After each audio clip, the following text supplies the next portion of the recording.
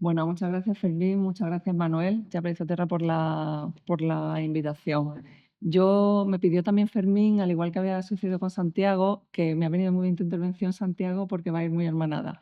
¿Vale? Entonces, en realidad, yo contaros que cuando empiezo en proyectos de infancia, o sea, el patio llega como un poquito después, pero a mí lo que me movió a meterme en todo esto, o sea, mi origen hace ya mucho tiempo, en el 2011, cuando yo empecé y mi primera hija había nacido en el 2007, era que los espacios exteriores de la infancia estaban para mí completamente perdidos. O sea, no había, los niños de pronto no jugaban en la calle. O sea, no fui consciente de todo lo que estaba sucediendo hasta que fui madre, en realidad.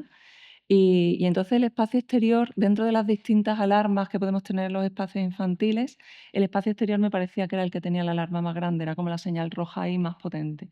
Entonces mi investigación desde entonces se ha centrado un poco en ese espacio exterior.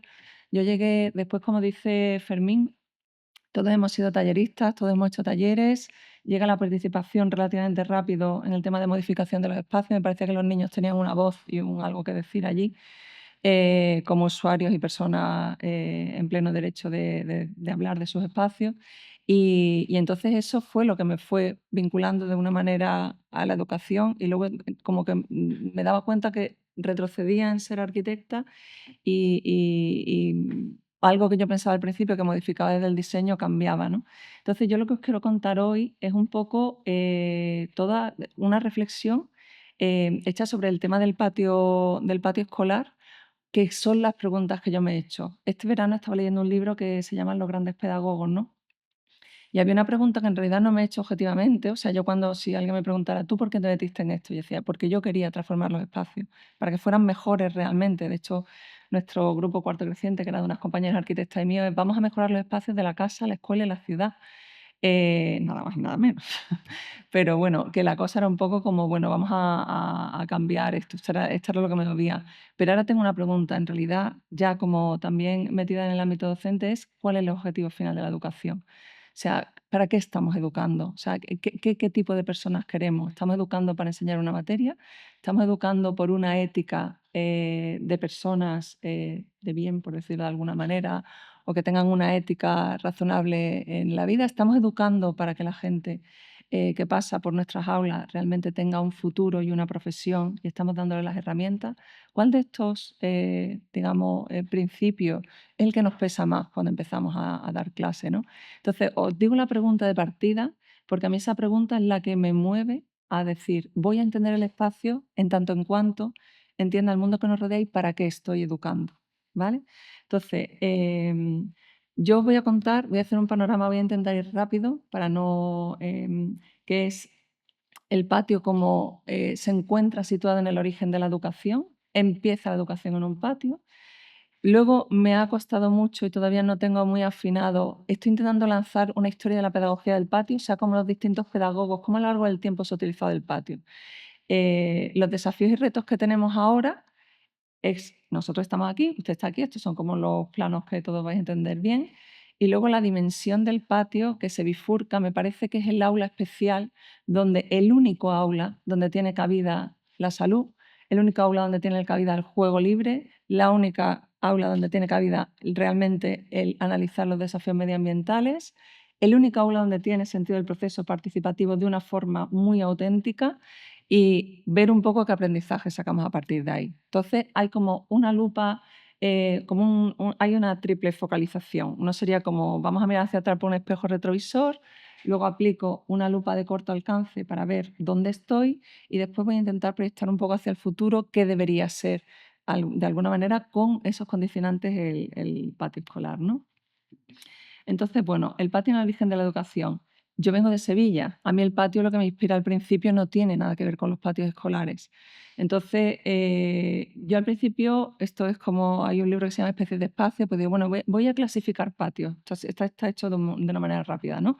De hecho, el patio cordobés y sevillano no tiene nada que ver. El patio cordobés es un patio de geranio, el patio sevillano es un patio de verdes. No hay flores en los patios de Sevilla, solo hay plantas y vegetación de maceta. Gonzalo Díaz Recasén, que es un catedrático de la Escuela de Sevilla, decía que hay tres tipos de patio. El patio, a mí me inspira desde una cultura mediterránea el patio interior de manzana, Pero luego hablaba él de otro tipo de patio, que son los patios que tienen un engranaje espacial y entonces van uniendo distintas partes de un edificio. Y entonces está el Museo de Bellas Artes de Sevilla, donde lo que hace es distribuir las estancias. Esto sucede mucho en los monasterios también, donde vemos, por ejemplo, que hay edificios que realmente lo único que van haciendo es relacionar estancias. Y el patio, como lugar de pasto terreno baldío, procede del origen etimológico del patio. El patio viene de una palabra que es patu, que significaba pastizal comunitario, pero en terreno baldío. Entonces los patios se empiezan a denominar a todo aquello que no se usa, que es lo que tenemos en los colegios. Decía, el patio de colegio es un impostor, el patio original es lo que yo estaba enseñando los dos primeros, ¿no? Pero no es así. El origen etimológico del patio es realmente también ese pastizal con un recinto delimitado. O sea que es importante lo del recinto. Total, que investigando un poco en este tema, estoy analizando el origen de la educación y empiezo a ver dónde el origen de la educación en principio está en la filosofía griega. Digo, bueno, pues entonces empiezo a investigar un poco sobre estos personajes de la filosofía, pero con un tema muy interesante, que no es qué se enseña, ¿vale? Sino vamos a irnos al ámbito directamente. ¿Dónde se enseña? O sea, estamos con Platón, estamos en la Academia de Platón. ¿Dónde tiene lugar la Academia de Platón? ¿Dónde se está enseñando? Entonces, bueno, con Aristóteles, con el jardín y tal. Y luego os cuento porque esto tiene una vuelta, es como un giro ahí de guión, ¿vale? Entonces, Platón funda una escuela fuera de la ciudad que está al lado al noroeste de la Acrópolis y con un templo dedicado a Cademo, bueno, lo que leéis ahí, ¿no? Y luego viene alguien y decide que ese lugar que genera un recinto, o sea, lo primero que hacemos es delimitar un recinto. Una vez que se ha generado el recinto, llega Simón y decide que va a plantar árboles y aquello le va a dar de un lugar como mucho más agradable. Y entonces hay también un espacio para los ejercicios gimnásticos. ¿Vale? Esto es como el primero, tenemos la calle en Platón. Aristóteles lo funda en otro lugar, pero se encuentra en un gimnasio llamado, dedicado a Apolo Licio. Fijaros que los nombres Liceo, Academos, pues de ahí viene la academia, el liceo, y entonces sus alumnos aprenden paseando, es lo que se llama los peripatéticos, el peripato. El peripato es el paseo por el que tú te estás moviendo cuando estás aprendiendo algo. El jardín de Epicuro se sitúa en la entrada principal de la ciudad y son en realidad unos filósofos mucho más relacionados con el placer de los sentidos. Vamos a saltar los sentidos, a ver cómo estamos, pero vuelven otra vez a plantar el jardín y a cerrarlo.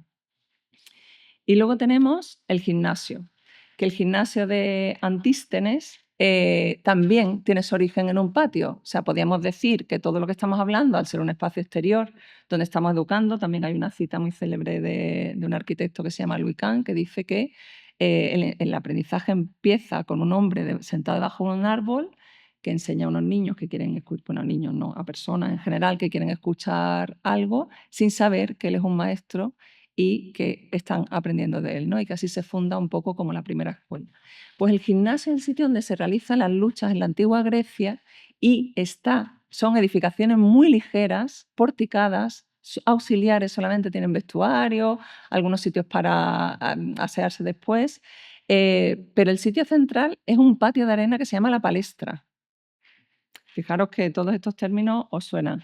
Y luego voy a hablar del aula de la escuela. El aula viene del griego aulé, que significa lugar al aire libre. El aula, su origen está, de nuevo, por decirlo de una manera poética, en el patio.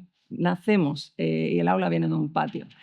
Y la escuela procede de tiempo libre, o sea que en realidad el tiempo libre y un poco el ocio, aunque luego se deriva un poco al estudio, es el origen del aula y la escuela.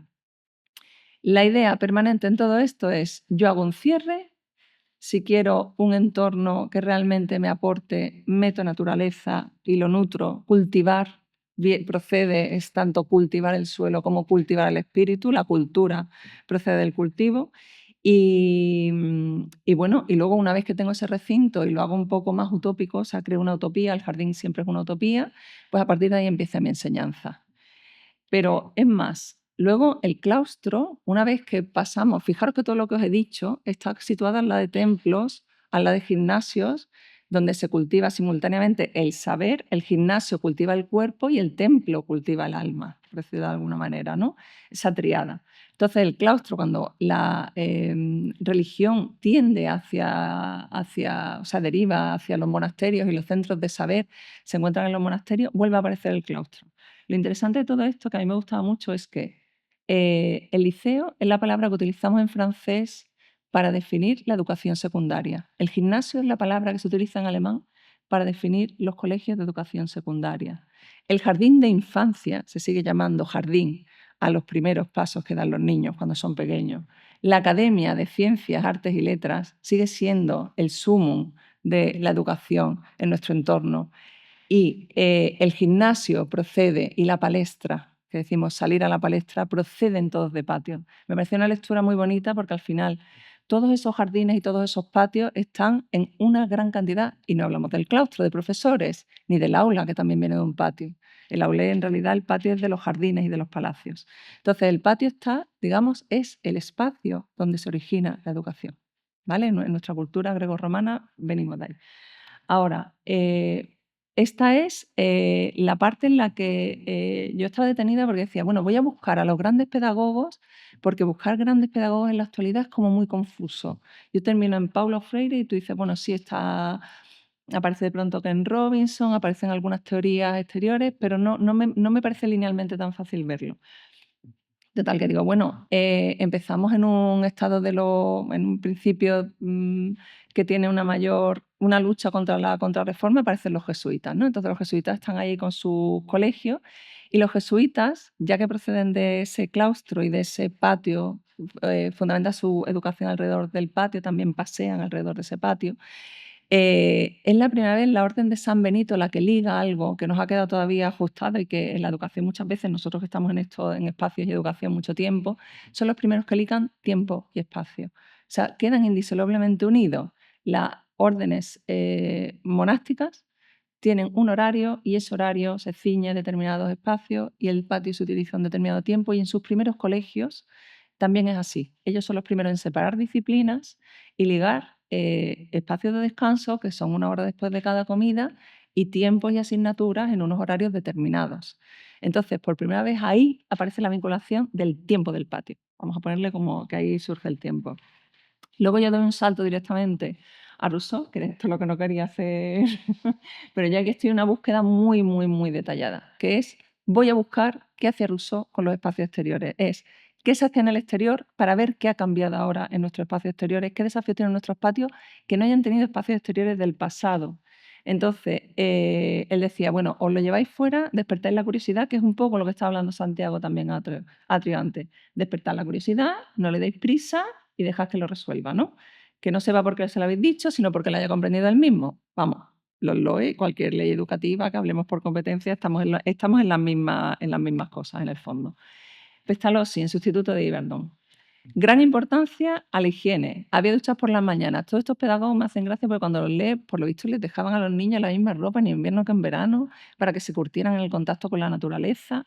Los llevaban a nadar a un lago. La gimnasia era objeto de una enseñanza metódica. Fijaros que estoy diciendo que el juego y entender los tiempos de descanso y la gimnasia está desde muy, muy al origen. O sea, eso que tenemos ahora todavía en los patios está muy atrás. Y se iba al campo a reunir colecciones de cosas, de piedras, de insectos, se cultivaban jardines personales. El huerto está muy atrás en la educación también, está muy atrás. Lo de los cultivos está muy atrás. Y se hacían excursiones, las excursiones también es que engancha mucho con lo que tú estás diciendo de todo un día. Froebel. Froebel es el primero en introducir el arenero. Es como si hubiera recuperado la palestra griega del gimnasio y de pronto el arenero entiende que es un material moldeable y lo utiliza para los niños, pero el jardín también para cuidar plantas y animales. De Crowley, que me encanta con su frase, la escuela de la vida para la vida, que es la frase que lo ha hecho célebre, ¿no? Dice que tú empiezas a trabajar, que el niño coge un conejo, lo pesa, lo mide, la planta que crece, no sabe el sistema métrico, pero entonces se da cuenta de que lo necesita. Y una vez que descubre que lo necesita, pues entonces necesita esa medida estándar y tú ya le encuentras el kilo, el metro y le planteas suma, resta y que se supone que el niño resuelve con entusiasmo porque es una necesidad real que se está encontrando cuando está trabajando directamente. Dewey. La Escuela Experimental de Chicago. Le dan una cátedra, pero Dewey lo que quiere hacer en realidad es pedagogía. Y entonces él incluye cómo resolver, cómo hacer a los niños autónomos, que es también algo que hace mucho María Montessori, ¿no? Como, bueno, van a aprender los niños a cocinar, van a aprender ebanistería, y entre esos aprendizajes está justamente la jardinería y el cuidado de las plantas. Pero es una excusa para aprender botánica, química, matemática, y sobre todo él está mucho en un momento, que igual que nos ha pasado ahora que hablábamos de los terraplanistas, pues él tiene un poco muy en la cabeza la teoría de la evolución de Darwin, y entonces quiere introducir y dejar claro que esa es la teoría como que hay que seguir y meter las corrientes pedagógicas ahí. Y luego Montessori, ella tiene salidas al aire libre, sabéis que hay muchos métodos de Montessori que trabajan exclusivamente con los sentidos, entonces la naturaleza es un espacio donde toda esa sensorialidad se da de una manera muy, muy potente, y ella plantea jardines y espacios verdes y una educación, la primera educación que podemos llamar ecológica, ya que habla de una interconexión entre los seres vivos y el entorno natural, así como la responsabilidad de cuidar del mismo, que no deja de ser una postura absolutamente ecológica y reciente. Hay una cosa muy interesante, leyendo este verano este libro, que decía que Montessori estaba muy influenciada, que yo no la conocía, y luego me apareció un libro muy revelador para el tema de los patios, también bastante antiguo, de principios del siglo pasado, que se llama School Gardening for Little Children, que es que toda educación parte un poco de un jardín y de ese contacto con el entorno exterior. Luego tenemos a Freinet, que de pronto, como si recuperara la idea griega del peripatos, pues tiene las clases paseo, que observa el medio natural tomando notas sobre situaciones problemáticas para ver cómo se pueden cambiar, que sería un poco el origen de la participación que también hablaba Santiago. Y el huerto y jardín para cultivar, que como veis el huerto y jardín sigue estando todavía muy atrás en la educación. O Freire, ¿no? Donde habla de una idea utópica en la que la humanidad y la naturaleza estén en armonía y que el espacio exterior debe ser considerado como un aspecto fundamental de la educación y la emancipación. Os he hecho un recorrido de lo que he encontrado, que ya os digo que no me ha resultado fácil porque tampoco aparecen específicamente, entonces hay como que rastrear muy entre líneas cuando están hablando de esos espacios exteriores. Estos son los huertos que podíamos encontrar en los espacios frobelianos, o sea, este tipo de huerto con ciudades industriales al fondo. Otra cosa que se ha utilizado mucho en los patios escolares, que todavía tenían muchos de ellos mucha tradición eclesiástica, es para el rito y la celebración. De hecho, todavía muchos fines de curso se celebran ahí, porque luego hablaremos del símbolo que representa también el patio.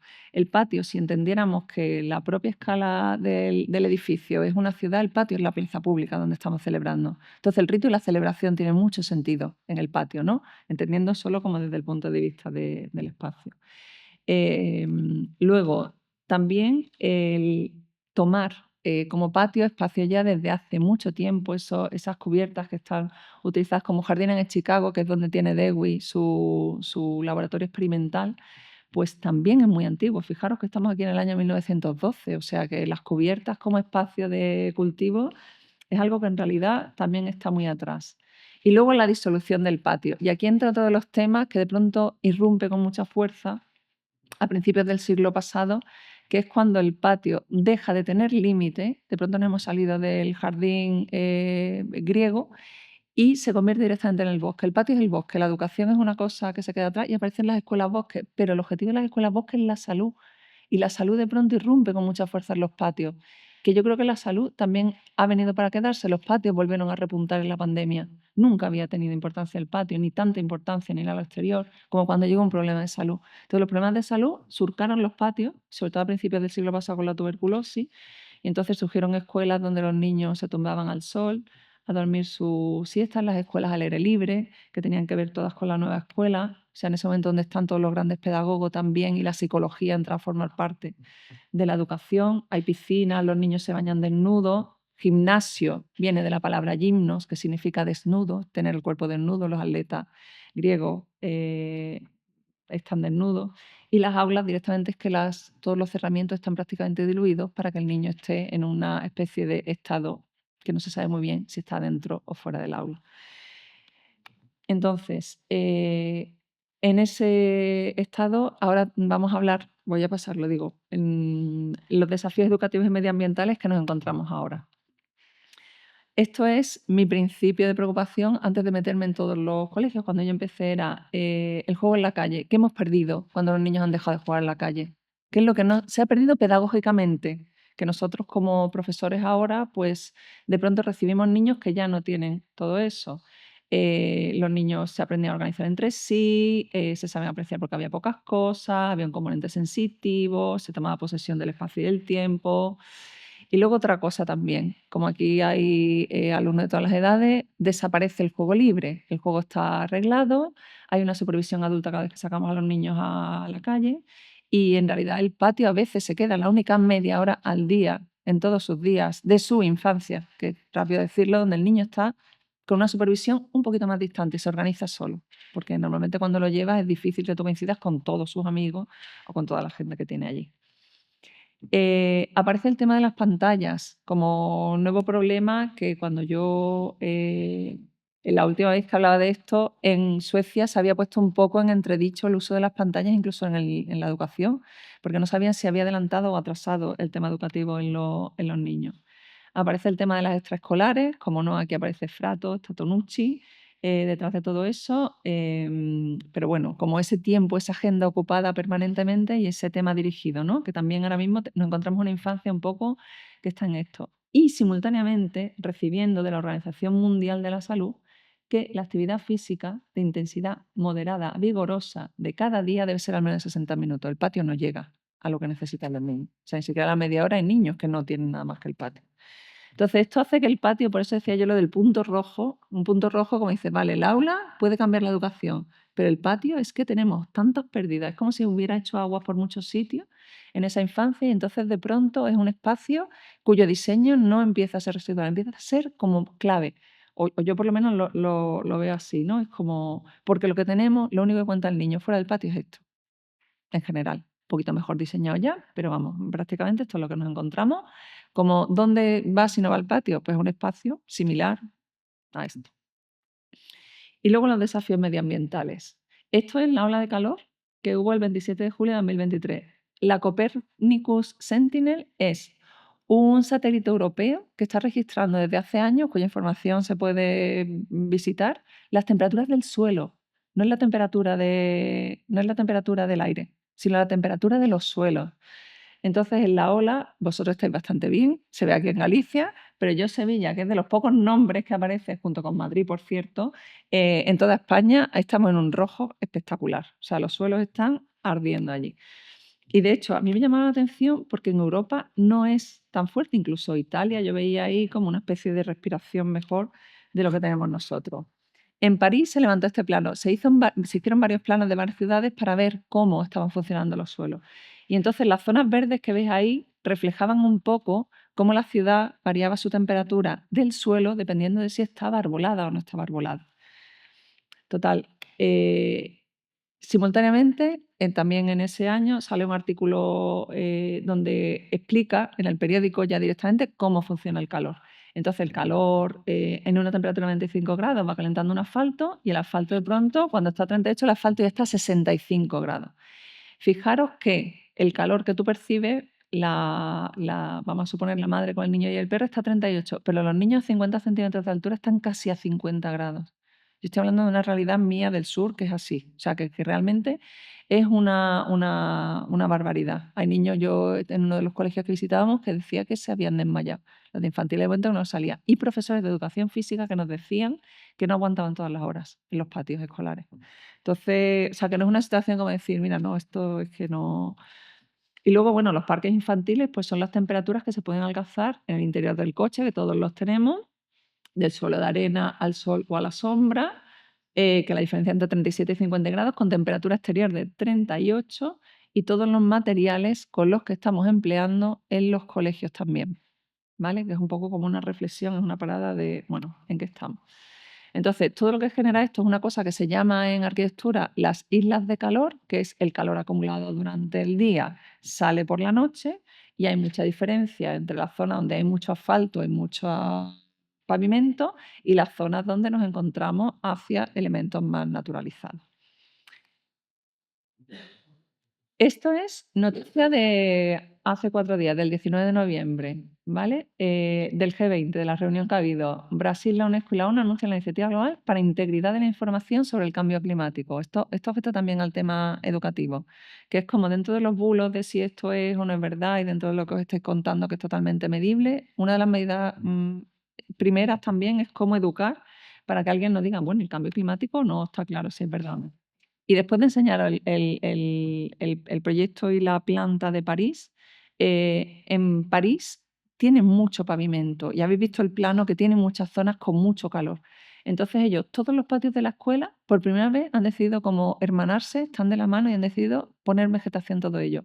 Pero no como recurso solo para los niños, sino para recursos urbanos de la ciudad y recursos para las personas que están cerca, que tengan un refugio climático. De hecho, el proyecto tiene el nombre que a mí me parece en realidad muy salvaje, que se llame Oasis, porque o sea, habla de un desierto, ¿no? Y el oasis es como el sitio, el refugio climático donde uno puede estar.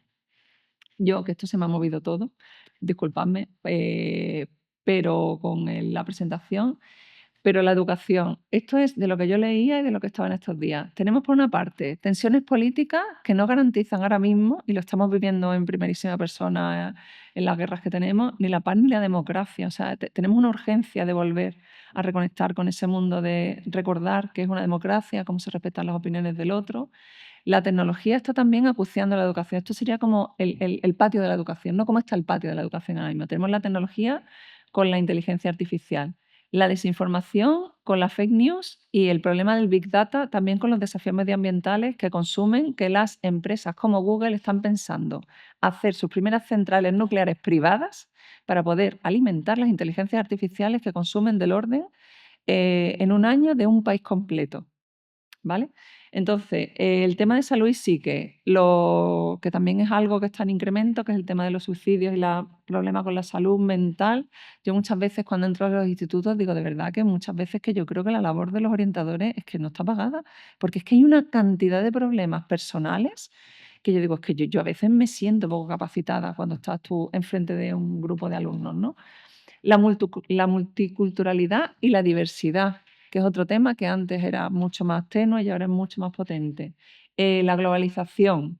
Tenemos una economía global y yo creo que estamos tendiendo a una educación muy también hacia la globalización, donde tú te examines, da el auge que está teniendo el bachillerato internacional, donde tú puedes entrar en cualquier universidad del mundo y la relevancia que están teniendo cosas como el informe PISA, que cada vez tiene como más relevancia en esa especie de ranking de países. No estamos ya solo educando porque van a trabajar, sino estamos en un ranking donde entramos en un concepto mundial. Y una educación para todas las edades. ¿Vale? Entonces, estamos ahí. Ahí estamos nosotros, ahí nos hemos quedado con el patio y vamos a ver un poco cómo podemos trabajar con esto. El patio como la naturalizada. ¿Qué aporta el patio a la salud? Yo parto de la pedagogía y de esa idea utópica de los jardines iniciales de los griegos, que es el jardín como utopía, porque ahora se dice también que el jardín es una forma de resistencia, porque es el único aula donde eso tiene encuentro, es en el patio escolar. No hay otro aula en donde se pueda hacer eso. Entonces hablamos de la naturalización y vamos a ramificarnos. Esto es un árbol construido a partir, vamos, hay algunas partes, pero podían ser otras muchas. Entonces, vamos a buscar un bienestar que tiene que ver con un bienestar medioambiental, no solo para nosotros, sino para una escala más urbana, temas de salud, ¿vale? Y vamos a ver sus usos tanto en el aprendizaje como en el tema de juego, por lo que os he dicho, porque los niños no tienen ahora mismo como juego más allá. Entonces, Corraliza, que hablaba también antes de Santiago Atrio, dice que en realidad nuestra mente es una mente acostumbrada a estar en entornos naturales, que eso de que nos hayamos metido en ciudades es como de antes de ayer, y nuestra mente es como muy milenaria. Entonces, que eso de que ahora no veo y todo es asfalto y tal, pues que no estamos adaptados, que eso hace, en la evolución del ser humano es de hace 2 telediarios, y que cuanto más naturaleza hay, menos estrés infantil. Dice que la biofilia es especialmente importante en la infancia, que es el amor a la vida, que lo notamos en los niños que miran los animales, las plantas. Dice el contacto con la naturaleza esencial, Wilson, ¿no? Dice para el desarrollo psicológico humano y es especialmente significativo en la infancia. Y otro tema que a mí me sorprendió mucho cuando habló del Corraliza es la solastalgia, que viene muy a cuento ahora con la dana que ha habido en Valencia. La solastalgia es una forma de angustia por el deterioro medioambiental, cuando se quema el bosque que está al lado de tu casa, cuando tú ves que de pronto todo tu territorio está completamente urbanizado en un parque donde tú llevabas jugando muchísimos años. Pues esa especie de dolor y estrés que tú tienes por un paisaje perdido tiene un nombre. Se llama la solastalgia. Lo dijo un filósofo australiano que es Kel Albrecht, y realmente yo creo que hay algo también de esa mente que hemos perdido. Hay algo de solastalgia en la infancia que ni siquiera saben que no tienen, ¿no? Y también otra de las cosas que habla de la restauración, que es la capacidad de renovar recursos o capacidades que han sido disminuidos por intentar cumplir con la demanda de la vida cotidiana. Y a mí me encantaba cuando Corraliza cuenta qué actividades son restauradoras. Pues pasear, correr, ejercicio en general, meditación, cuidar plantas, conducir siempre que no sea en medio de un atasco, sentarse y observar. Todas esas actividades son restauradoras. Entonces, cuando hablamos del recreo, recreo que significa, yo que estaba en este momento de cuando estaba con esto muy en la etimología de la palabra, ¿no? Volver a crearse. Recreo es recrear, volver a crear. Entonces, cuando uno está en el recreo y en ese espacio, en ese tiempo que tenemos para el recreo, en el fondo deberíamos intentar que todas las actividades sean restauradoras, precisamente para alejarnos también del tema de las pantallas. Richard Lowe sacó un libro que tuvo mucha repercusión internacional, que se llama el trastorno por déficit de naturaleza del 2005, que no es un trastorno real, no es como el trastorno por déficit de atención e hiperactividad, pero que al darle el nombre de trastorno hablaba de las consecuencias físicas, psicológicas y en las actitudes y comportamientos proambientales, que podéis leer ahí, de no tener naturaleza próxima y no tener eso en la infancia, ¿no? Y los patios escolares de naturaleza sí cuentan con estudios. Entonces hay estudios que dicen que cuanto mayor vegetación, mayor juego creativo, que tenían mejores capacidades de atención de los niños que están en entornos naturalizados, que el rendimiento académico también tiene en parte que ver con la cantidad de naturaleza en el colegio. Eso que decimos porque el material del patio escolar, si un material es importante, es el material vegetal y es también el único aula que se diseña desde ahí. Entonces, hablando de espacios y lugares, pues bueno, ahí estamos. Entonces, aquí aparece una primera ramificación en la salud, pues mejora la biofilia, la concentración, permite la restauración, favorece una actitud proambiental y mejora las ganas de hacer actividad física. ¿Qué juego debe contener el patio? Vamos a la segunda parte. ¿Qué juego? Estamos en la parte de recreo. ¿Qué juego? Se ha hablado mucho del patio, del principio del balón. Esta imagen salió mucho sobre la desigualdad de género que se producía en los patios escolares y esto da como muchas vueltas, ¿no? Lo de balón sí, balón no, si había que hacerlo, si no había que hacerlo, cómo estaba. Porque bueno, en el fondo de pronto surgió un tema de género en una cosa inesperada que era el juego. Entonces, una de mis principales búsquedas iniciales cuando estaba yo en la búsqueda de los espacios exteriores era cuántos tipos de juegos hay, qué tipos de juegos se dan en la infancia. Entonces hay 5. Están los juegos de representación y fantasía, que es el como si, yo hago como si fuera una madre, yo hago como si fuera una persona mayor, yo estoy haciendo como si fuera un médico o yo hago como si fuera una hortelana, yo qué sé. Pero es el como si. Luego están los juegos de movimiento, que son los juegos de reglas. Los juegos de reglas son precisamente el fútbol, el juego de pelota, pero también el pilla-pilla, el escondite. Todos sabemos las reglas, en cada sitio tiene un nombre diferente, pero todos jugamos así. El de repetición, que es esto que hacen muchos los niños pequeños, de subo una escalera, la vuelvo a bajar, la vuelvo a subir, la vuelvo a bajar. Y es todo el rato reincidir en el mismo juego. Pero también todos los columpios tienen ese proceso de repetición. Subo al tobogán, me tiro, me vuelvo a subir, me vuelvo a tirar. Y luego los de desafío que prácticamente han desaparecido en la infancia, que es más alto, más lejos, más fuerte. A ver quién tira la piedra más lejos, a ver quién salta más alto, a ver quién se tira del escalón más alto de la escalera. Porque no los dejamos, sencillamente nos da miedo que les pase algo. Entonces, los juegos de desafío prácticamente es que no existen. Los juegos constructivos aparecen en cualquier manual pedagógico. Los juegos constructivos en la infancia podían darse también en los patios exteriores. El juego social, que es en el momento en que tú te reúnes, juegas las cartas, juegas los cromos, intercambias cosas y cuando sencillamente hablas o vamos a jugar a que nadie dice ni sí ni no. Entonces van haciendo preguntas y no, pues es un juego social. Y el juego de observación, que yo no sabía que existía, que es el juego del niño que no tiene ganas de jugar, pero que le encanta observar, porque es una actividad restauradora. Lo hemos visto antes, una de las actividades restauradoras. Entonces, con esos juegos una de mis primeras líneas de investigación era ver si había también paisajes, cómo se podía generar un juego que no tuviera esos incrementos de temperatura. Entonces, Ya Mary Mitchell, que esto es principios del siglo también del siglo pasado, pues empieza a hacer paisajes de juego. O sea, ya juega con la topografía, los materiales, la arena, que genera distintos encuentros cromáticos, el agua. Y entonces, en realidad, no hay un patio de juego, lo que hay es un paisaje donde tú puedes hacer distintas actividades de juego. Y luego hay introducciones de temas también como muy sensibles, que son el tema del sonido, o sea, esculturas que cuando pasa el viento aumentan el sonido y entonces la percepción, que sería muy Montessori, ¿no? Trabajamos los sentidos, pues lo veo, el viento que mueve un molino o tiene un elemento cinético con el que trabaja, bueno, o una de las piezas que había hecho Fermín, que es con el agua, o sea, trabajar con el agua como elemento de creación y la lluvia, ¿no? La lluvia como pieza que realmente esa salida también es el único aula en la que podemos encontrar este tipo de experiencias, no hay otra en la escuela.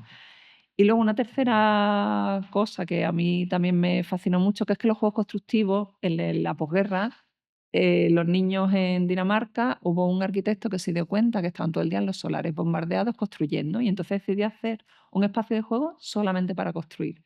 Entonces, les daba materiales, los niños construían y en verano plantaban los jardines y después lo volvían a destruir todo y volvían a hacerlo al año siguiente. Entonces, era una actividad que se llamó los juegos de aventura. O sea, son Adventure Playground, que son los juegos de aventura. Pero también ha habido iniciativas muy interesantes que en el huracán Agnes, que hubo en Pensilvania en 1974, hubo un arquitecto que lo que hizo fue diseñar espacios de juego a partir de los desechos de todo lo que se había trabajado. Es como si cogiéramos esa parte de restos materiales y decir, venga, pues vamos a hacer un espacio de juego a partir de ellos, ¿no? Nada menos que después de un huracán. Y luego incluso una iniciativa de 1966 que es hazlo tú mismo. Hazte tú mismo tu espacio de juego. Entonces, a mí me merece la pena leer como la portada, ¿no? En lo que dice que este libro parte de una premisa muy simple. Cualquiera puede construir un parque de juegos y el proceso de construirlo puede ser tan interesante como el producto acabado. Le da a los constructores que tiene que incluir, por supuesto, a los niños, ya que ellos son los que deben planearlo, una oportunidad de dar forma a su entorno y de crear algo que responda a sus necesidades específicas. O sea, fijaros que esto es del 76. Y luego la materialidad del patio también para mí parte de tres escalas. Hay tres niveles de intervención en el patio. Hay una intervención que aparentemente el patio también se ha elegido como centro porque es barato, aparentemente, pero hay tres escalas. Una es lo que yo llamo la escala permanente, que es que tú hagas unas modificaciones de terreno, metas vegetación, introduzcas unos cambios, digamos, significativos, quites pavimento, de pronto lo llenes de tierra, hagas el suelo más permeable. Esos cambios cuestan mucho dinero. Luego hay otros que son los que yo llamo de mobiliario, que sería como introducir pérgolas, columpios, bancos, materiales auxiliares. Y luego hay otros que son darle gran variedad de usos. Nosotros desarrollamos un proyecto en un museo para transformar el patio del museo en un espacio de educación. Y entonces, hablando con mucha gente de diversidad, no sé qué, llegamos a la conclusión de que todos los elementos de abajo eran un poco elementos claves de diseño. Es como si dijera, ¿con qué construimos? Hay paletas vegetales, hay elementos de suelo, que son las arenas, hay elementos de esplanadas de reunión, hay topografía, hay elementos bosque, tiene que haber agua, tiene que haber pavimento. Pues aquí tenemos ya todos los tipos de juego que hemos trabajado y cómo funciona el espacio urbano y qué aporta al barrio la transformación del patio. Esto es un proyecto de un arquitecto llamado Aldo van Eyck en Ámsterdam, donde en los solares bombardeados el ayuntamiento decidió que todos los vecinos que quisieran cambiar su solar, que este era un terreno baldío, pues que llamaran al ayuntamiento, se hacía un proceso participativo y se hacía un espacio de juego. A mí, lo que está sucediendo ahora con los patios se me parece mucho a esto, porque esto es lo que tenemos ahora mismo nosotros en París. O sea, en París lo que se está haciendo es conectar las redes, los grandes parques, que también hablaba Santiago un poco de esa cercanía y de utilizar las estructuras auxiliares y la macroescala, pero entender la potencia de la microescala. O sea, la microescala como conjunto tiene una relevancia espectacular. Entonces, bueno, pues aquí analiza a qué distancia está, cuáles son los corredores que son un poco verdes, dónde está el agua, etcétera. Y de hecho, el proceso participativo, dentro de esos desafíos que tenemos de la democracia, de los pocos sitios donde se da con padres y madres es en el patio. No he visto todavía ejemplos de aulas donde eso se decida en conjunto, pero ya empieza a haber casi una tradición y una costumbre. ¿Cómo funciona?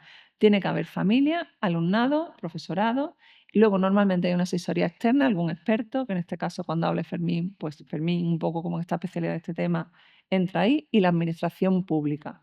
Se hace un proceso participativo para transformar el patio. Los procesos de transformación en el patio suelen generar grupos motores. Cuando esto se hace bien, se diseña el proceso y en el proceso se incluye para qué se va a utilizar. Volvemos a la pregunta inicial, ¿para qué estamos educando?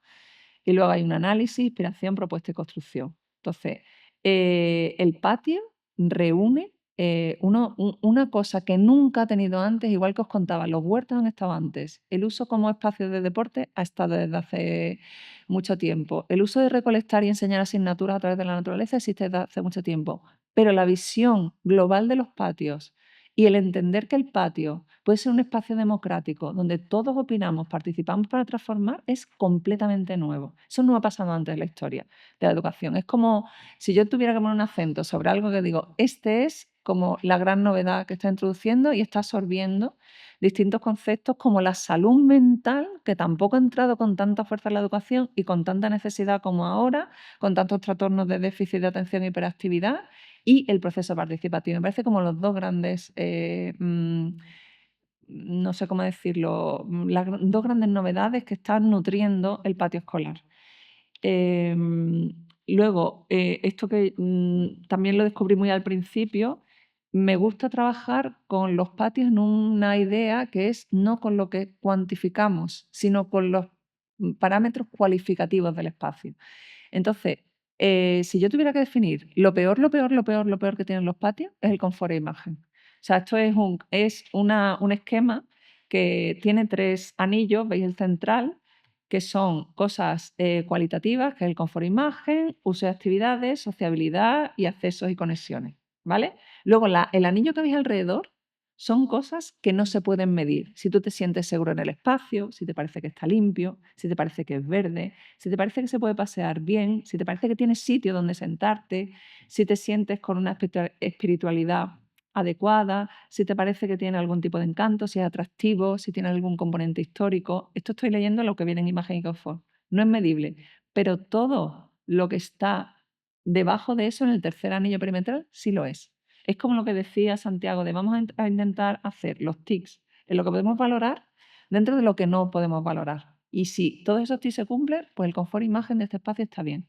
El confort imagen en los patios es un horror, un horror. O sea, las pequeñas transformaciones que hace me parece que es lo más difícil de cambiar porque trabaja sobre la estructura que os decía la primera. Hay que romper, hay que mover tierra, hay que renaturalizar, hay que entender los tipos de juego, pero realmente es la más necesaria porque es que no te apetece jamás estar en un patio tal cual están ahora mismo la mayoría de ellos. Las relaciones que tiene, no solo con el dentro afuera, sino el patio como conector social, esos patios abiertos que tenemos en Cataluña y que a mí me dan tanta envidia y que yo entiendo que, por ejemplo, a nosotros es imposible y a mí me dicen, es que presupuestariamente, Virginia, ¿eso cómo lo vamos a hacer aquí en Andalucía? Es que aquí, vamos a ver, ¿cómo contratamos a una persona que esté por las tardes a ver todos los patios? Los niños le piden permiso a la profesora, estamos trabajando en un centro para saltar.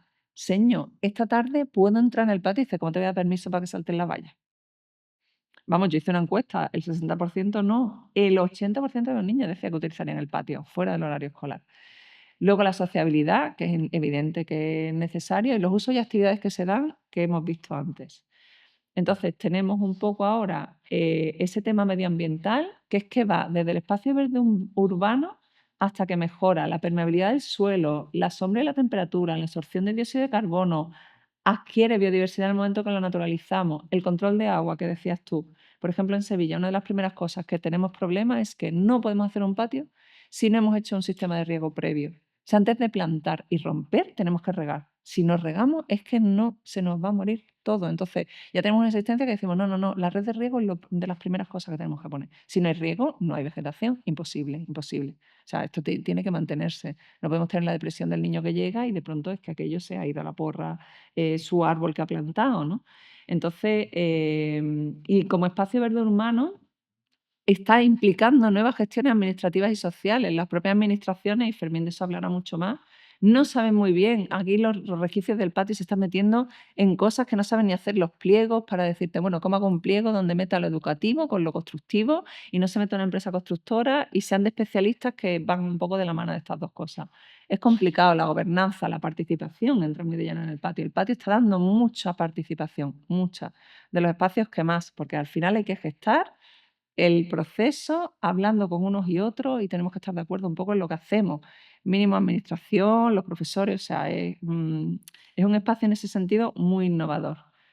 Los aprendizajes que promueve. A mí me gusta también, aquí vuelvo a Corraliza, que él distingue 4 tipos de naturaleza. La salvaje, la forestal, que es la del bosque, o sea, la salvaje es salvaje, yo creo que todo el mundo se hace un poco la idea, la agrícola y la urbana. Y dice que pues, nosotros podemos establecer 4 relaciones con ella. Podemos tener vista a la naturaleza, que ya nos mejora a nivel de estrés. Podemos tener una naturaleza cercana, que es que yo salgo y por lo menos tengo árboles y unas plantas y tal. Y luego podemos participar activamente en la naturaleza, que yo creo que en los colegios sería lo deseable y en los institutos sería lo deseable que sucediera. Entonces, dejando el patio ahí como centro, y por cerrar ya esto, que quedan solamente una diapositiva más, ¿qué aprendizajes promueve el patio? Naturaleza y medio ambiente. Esto ha existido desde siempre, los huertos, la plantación de árboles y otras especies, observación de animales y plantas, a partir de ahí la botánica, construcción de hoteles de insectos, esto que tenemos la pérdida de las abejas o incluso las especies invasoras, casa de pájaros, medidas de volumen y superficie, trazado geométrico, lecturas al aire libre, historias de las especies. Control del agua, insisto, saber cuánto hay que regar, qué especies ponemos, por qué las colocamos, recuperar las especies autóctonas, medida de la temperatura del suelo, fomento de la biofilia, actitud proambiental. Todo esto se aprende.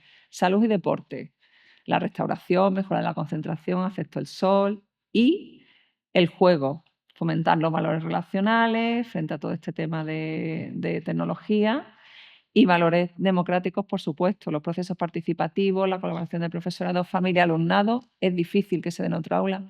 El único aula que reúne salud y deporte, naturaleza y medio ambiente, juego y valores democráticos, ahora mismo con gran diferencia respecto a cualquier otra que transformemos, es el patio escolar. Yo creo que la relevancia está más que justificada. Y bueno, aquí ha quedado un poco el árbol de lo que proponía. Así que nada, aquí cierro un poco con la frase que no quiero entretenerme más.